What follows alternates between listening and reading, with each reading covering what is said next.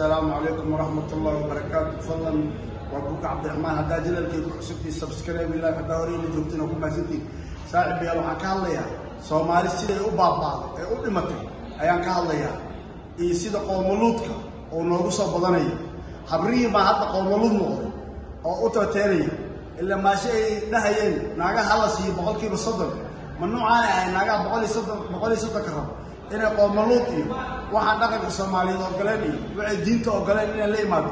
waxaan ka codsanayaa Soomaalida dhaqankooda waa lagu soo duulay diintooda waa lagu soo duulay wax walba waa lagu soo duulay waa inay ka dhibiyaan ay ka hortagaan dadka fisqiga iyo balaayada wada waa inay meel iska saaraan maxaa la saaraaba jeeso waa wuxuu badahayaba waxaan horumar la gaaro waayo